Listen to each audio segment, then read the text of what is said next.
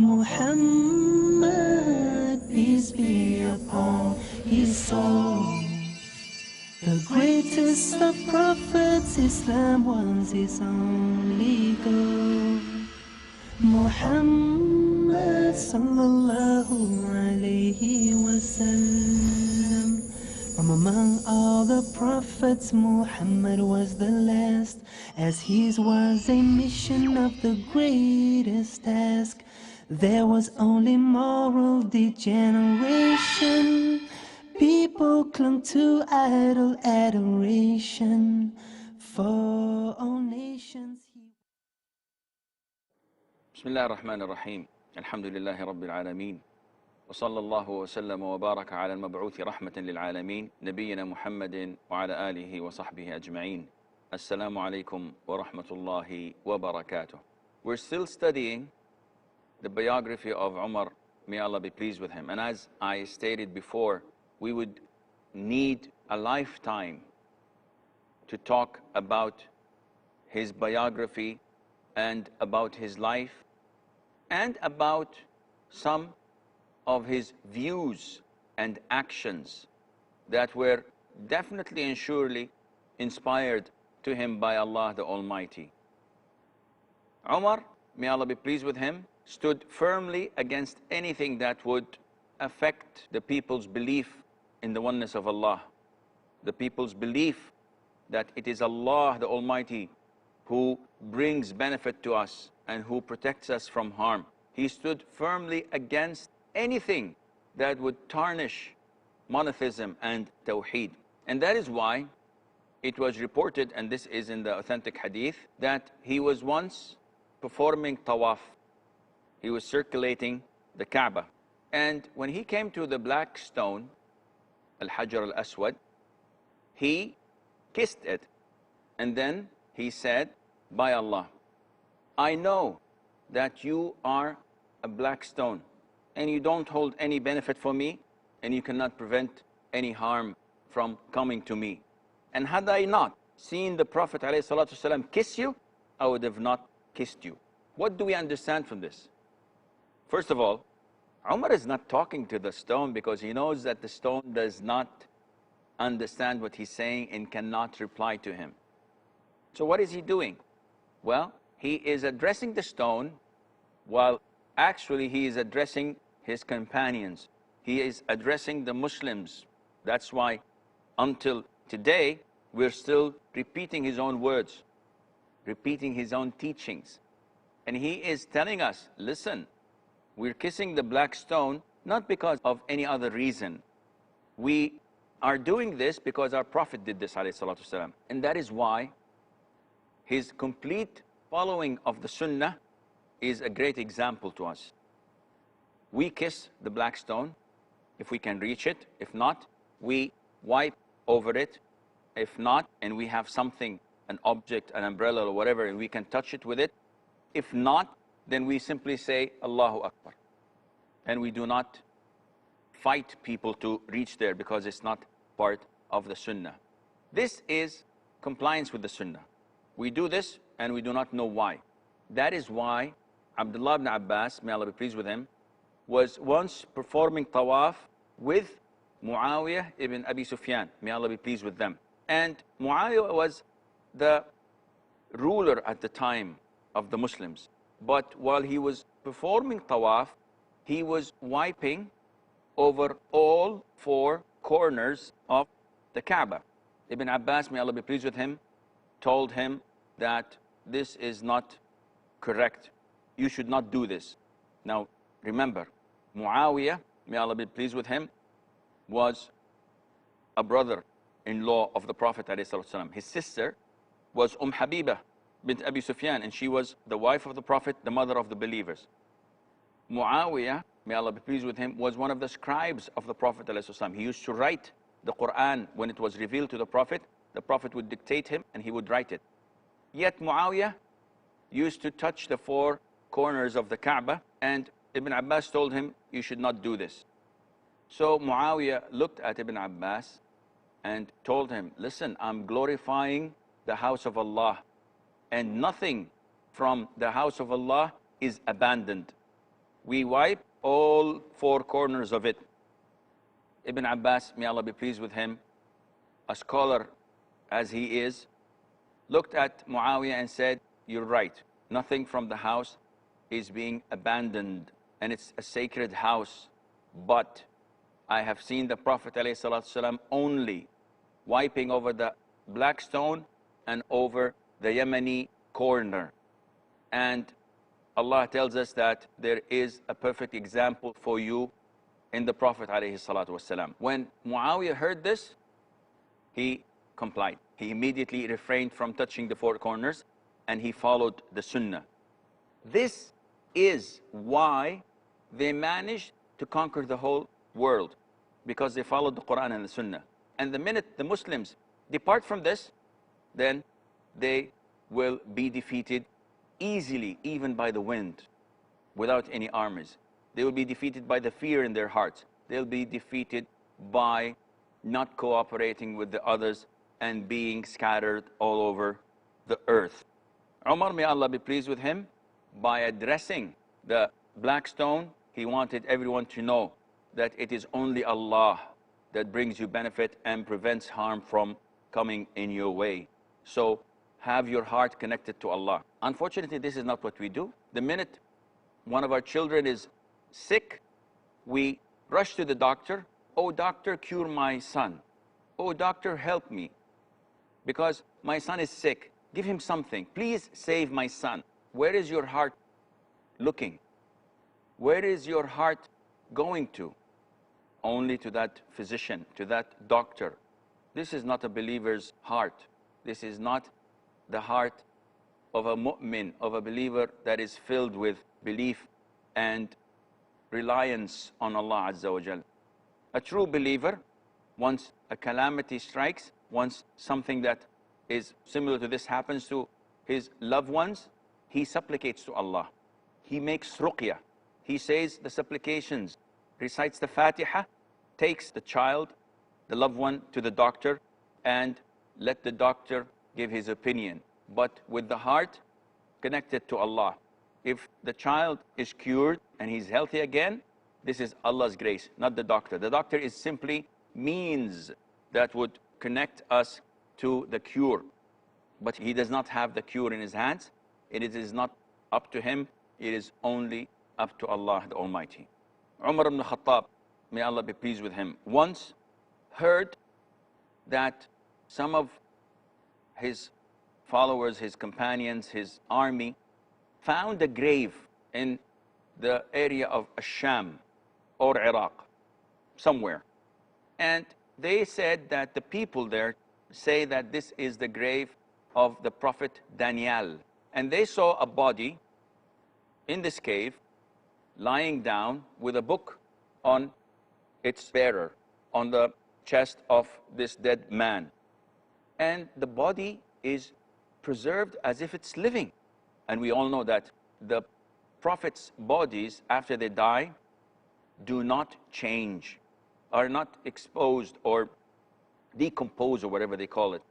They do not decay, they do not rot. This is from Allah. Only the messengers of Allah, the prophets of Allah, and some say even the martyrs, and there are evidence to back this up. But the prophets and messengers, this is for certain.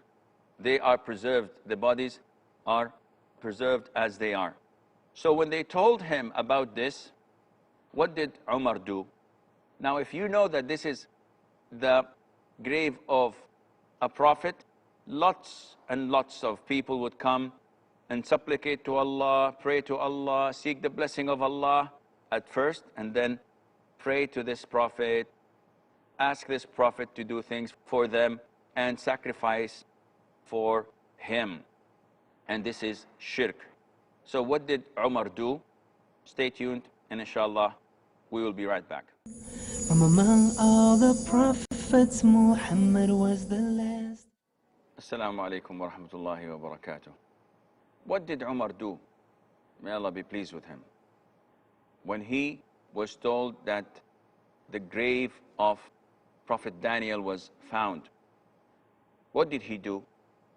Anyone else would probably build a monument, make it a tourist attraction, get money out of people visiting it and supplicating to Allah, like a lot of people do nowadays.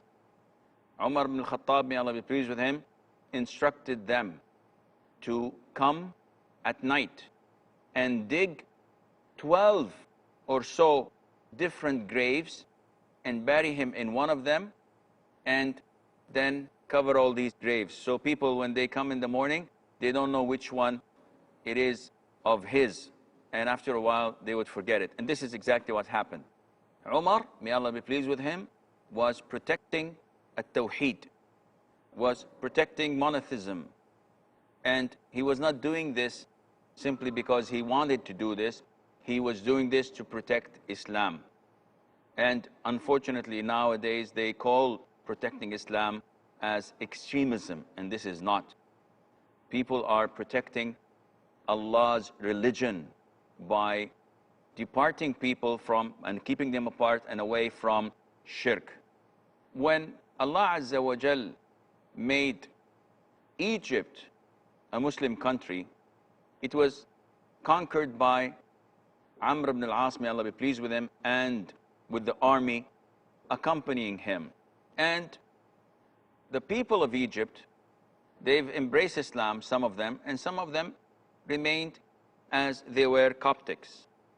So they came to Amr ibn al-As, telling him that it was their custom every lunar month that they choose a girl who is a virgin and young. They would dress her, beautify her, put her on a boat and send her in the river and throw her in that river, in the river of the Nile, in the Nile River. And why was that?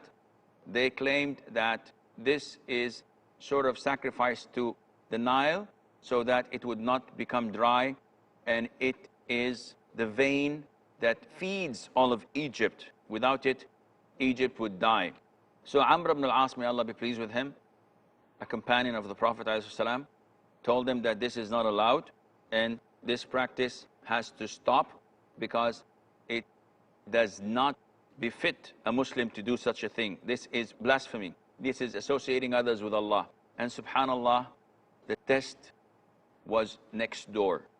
Soon, drought hit and the levels of the Nile dropped, and the people started feeling the thirst, and they were terrified. And they went to Amr ibn al-As. Listen, I know that this is Islam and so on, but look at the Nile. Look what's happening. Amr ibn al-As wrote to Umar, and he told him that this is what I have done. I told them to stop it. I know that this is against the practice of Islam, but what should I do next? Umar, may Allah be pleased with him, received this letter from Amr ibn al-As, who was one of the most intelligent Arabs on the peninsula. And everyone knew how intelligent he was. But this was not to do with intelligence. This was to do with the Quran and Sunnah, with knowledge, proper knowledge, which Amr thought that I should consult those who are above me. So he wrote to Umar. What did Umar write? Did he feel the pressure? Did he feel responsible for the death of the people because of the drought, because of what he had prevented them from doing? Lots of people would make that choice, and they would say, I was forced. What did you want me to do? The people are dying. They are calling for me to do something. I had to make a decision. Umar ibn al-Khattab, may Allah be pleased with him, was the best decision maker when things were clear. And were not, if they were not clear, he would call the people of Badr, those who fought with the Prophet ﷺ, and he would consult them. But when it was clear to him, and most of the time things were clear to him, he would make the decision and get it over with. And this is exactly what he said. He wrote to Amr ibn al-As and said, Amr, take my letter and throw it in the Nile. But before you do this, read it to everyone. And this is what Amr ibn al-As did. What did the letter read? Well, he wrote, may Allah be pleased with him, from the Caliph of the believers, from the Amir of the believers, Umar ibn al-Khattab, to the great Nile. He's addressing the river. It says that if you are running by yourself, if you are the one who provides the water from yourself, we do not want your water anymore. Keep it as it is. But if you are running by the instructions of Allah and by the blessing and grace of Allah the Almighty, then we seek Allah's guidance and we seek Allah's support. And subhanallah, they threw this letter in the Nile, showing the people, he's not addressing the Nile again. He knows that it is not permissible to address the Nile, but he is showing the people how a true Muslim should behave in calamities. Have your dependence only on Allah. Have your tawakkul only on Allah the Almighty, and Allah will save you. Allah will protect you. But if you look with your heart to anyone else, who provides you with the money? Who provides you with the health? Who protects you from all diseases? It's Allah Azza wa Jal. But if you look for provisions from your manager and you kiss his, let's say, hands and feet, if not other parts of his body, just to give you a raise, just to give you an increment, thinking that his pleasure and his anger affects your livelihood, then this is associating others with Allah. To that extent, a Muslim has his heart only connected with Allah. He looks at no one else but Allah the Almighty. So Umar wanted to make this clear to the people of Egypt. And with the grace of Allah, the river levels rose and it rained and everything went back to normal. Walhamdulillahi Rabbil Alameen.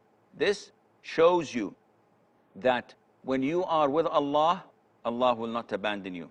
Everything is in His hands. How dare you seek help from those who cannot provide it to you? It is only Allah who gives this to you.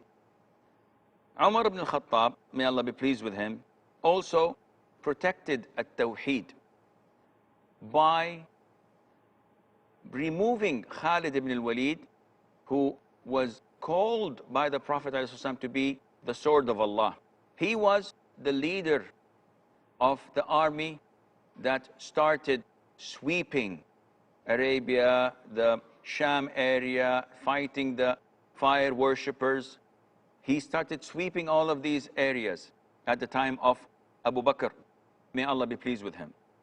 And when Umar was the successor of Abu Bakr, he saw the victories that Allah Azza wa Jal had made and given to the Muslims through Khalid ibn Walid, who was a fierce leader, a smart strategist. He was a soldier of Allah. When Umar looked at this and he saw how people were admiring Khalid, he immediately took him out of office. He immediately made him to retire and appointed Abu Ubaidah Amir ibn al-Jarrah in his place. Why would anyone do such a thing? If the ball is rolling, keep it rolling. If you are on the winning streak, stay there. Do it. He's a winning card. Why remove him from his post? Umar, may Allah be pleased with him, did not doubt Khalid bin Walid.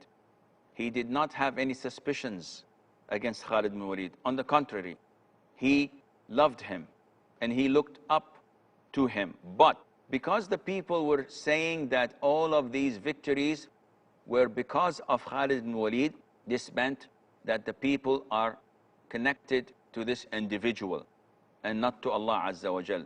And he went back to the battle of Uhud, which took place on the 3rd year of Hijrah, where the Muslims were almost defeated because of Khalid bin Walid. He was a pagan at the time, and the Prophet ﷺ instructed those on Mount Uhud, who were the archers, not to descend, not to come down until they get the direct instruction from the Prophet ﷺ to come down. So at the beginning, subhanallah, Allah granted victory to the Muslims. and the archers were killing all the pagans and the disbelievers, and they started to flee the battlefield. They started to run away. And the Muslims on the ground started to collect the booties and so on. Those who were on Mount Uhud, the archers, saw what was happening, and they decided to come down and to collect the bounties of war. Their leader told them, don't go down.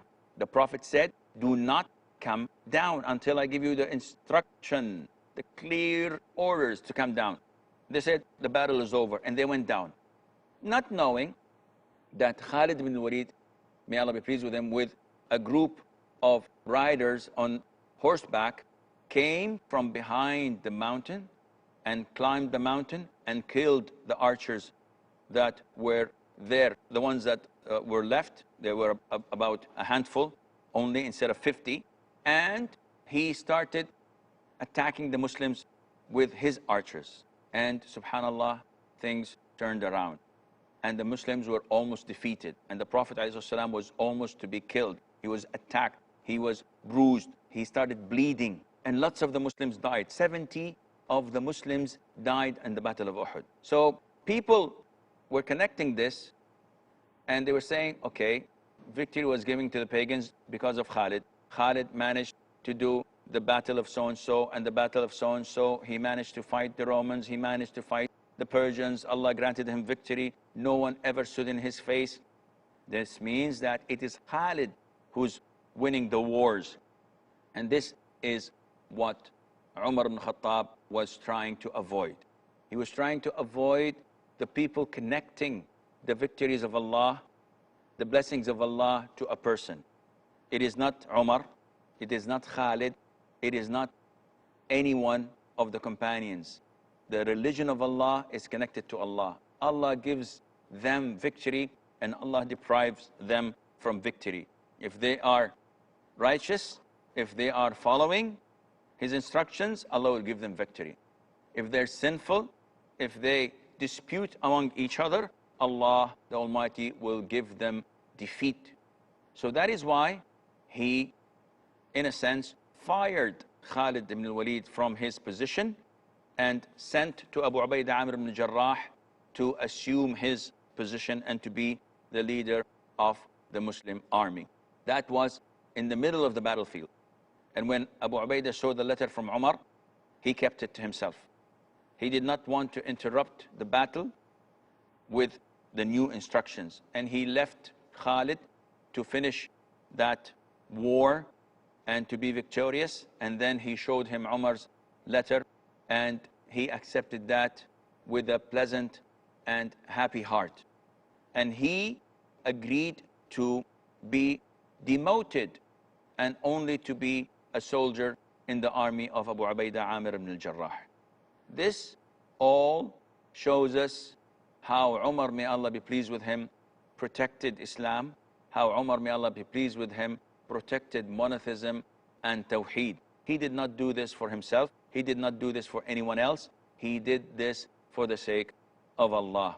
And may Allah be pleased with him. This is all the time we have for today's program. So until we meet next time, fi amanillah, wassalamu alaikum wa rahmatullahi wa barakatuh.